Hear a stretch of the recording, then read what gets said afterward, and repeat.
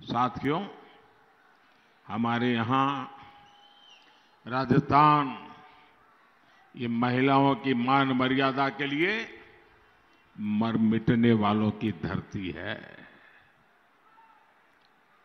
लेकिन जब कानून का भय नहीं रहता, तब सबसे ज्यादा नुकसान हमारी माताओं को, बहनों को, बेटियों को उठाना पड़ता है। और यही राजस्थान के हर कोने में हुआ है। मंडरायल हो, मोहनपुरा हो या नादौती,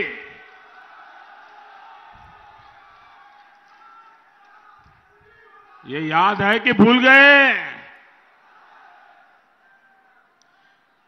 साथियों, ये घटनाएं जब याद आती है ना, तो किसी भी समझदार व्यक्ति का सिर शर्म से झुक जाता है। यहां पास के चाकसू और नागौर के लाडनू में जो हुआ है, वो दिल दहलाने वाला है। यहां की कांग्रेस सरकार ने अपराधियों पर कार्रवाई के बजाय उन्हें अपराध की खुली छूट दे रखी है। यहां के मुख्यमंत्री,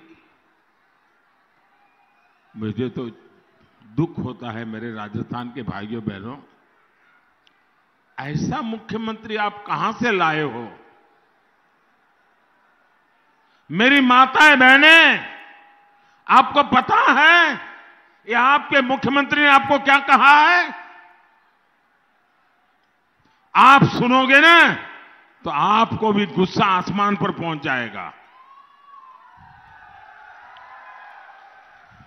ये मुख्यमंत्री कहते हैं कि राजस्थान में महिलाएं झूठ बोलती हैं, झूठे केस दर्ज कराती हैं।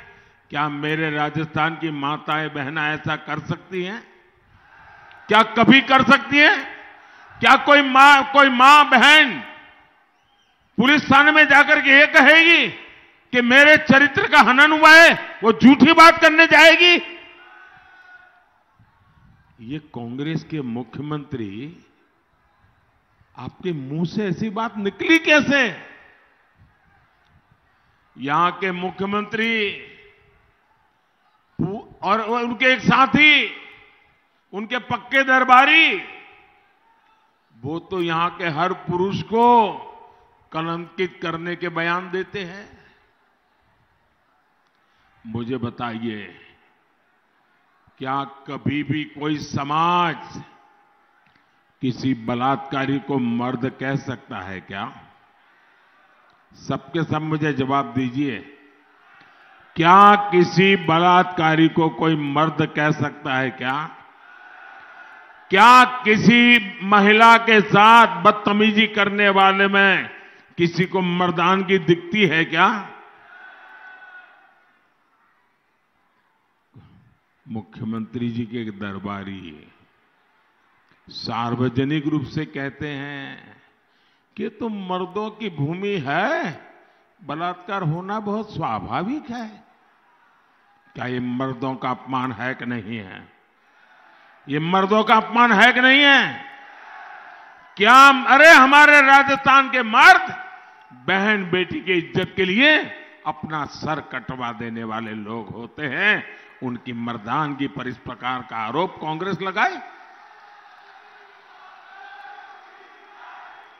मैं आज राजस्थान को भरोसा देता हूं, भाजपा सरकार महिलाओं के खिलाफ अत्याचार करने वालों पर सख्त से सख्त कार्रवाई करेगी।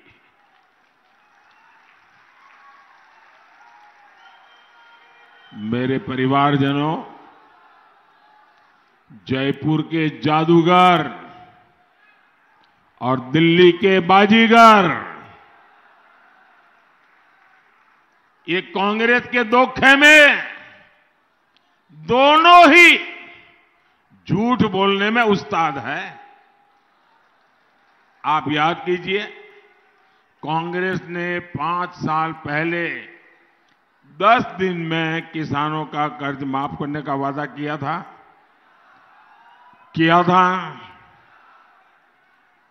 5 साल हो गए। इस झूठे वादे के चक्कर में हजारों किसानों की जमीन नीलाम हो गई। यही कांग्रेस ने नकली बीज के माफिया को भी बढ़ावा दिया। इससे भी हजारों किसानों की फसल बर्बाद हुई। वो कर्ज के जाल में फंस गए। कांग्रेस ने कहा था कि हर जिले में किसान भवन बनाएंगे। किसान भवन तो क्या बनेंगे, कांग्रेस के नेताओं के बड़े बड़े बंगले जरूर बन गए। कांग्रेस किसानों से विश्वासघात ही कर सकती है, जबकि किसानों का कल्याण सिर्फ और सिर्फ भाजपा कर सकती है, और ये भाजपा की प्राथमिकता है। इसलिए राजस्थान भाजपा ने संकल्प लिया है कि पीएम किसान सम्मान निधि को डबल किया जाएगा। यानी भाजपा सरकार हर किसान के बैंक खाते में 12,000 रुपया जमा कराएगी। भाजपा सरकार यहां गेहूं किसानों को एमएसपी पर बहुत बड़ा बोनस देगी। दिल्ली मुंबई एक्सप्रेसवे आपके इसी क्षेत्र से होकर गुजर रहे हैं। इसका भी बड़ा लाभ इस भूभाग के किसानों और व्यापारियों को मिलेगा। मेरे परिवारजनों, वीरों की इस धरती पर अनेक वीर हैं, अनेक वीरांगनाएं हैं।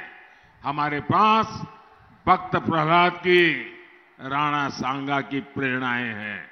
लेकिन कांग्रेस के लिए सिर्फ और सिर्फ एक परिवार ही सब कुछ है। कांग्रेस ने गली चौराहे, स्कूल, अस्पताल, सरकारी योजनाएं, सब कुछ एक परिवार के नाम पर ही कर दिया है।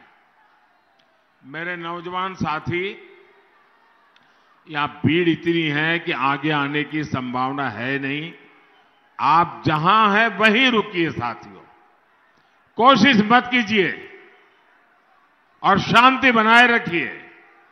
यह आपका प्यार, आपका उत्साह मेरे सर आंखों पर।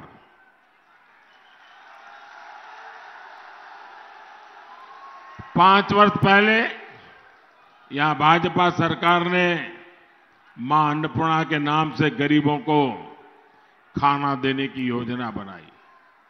कांग्रेस ने मां अन्नपूर्णा की जगह उस पर अपने विशेष परिवार का स्टिकर चिपका दिया।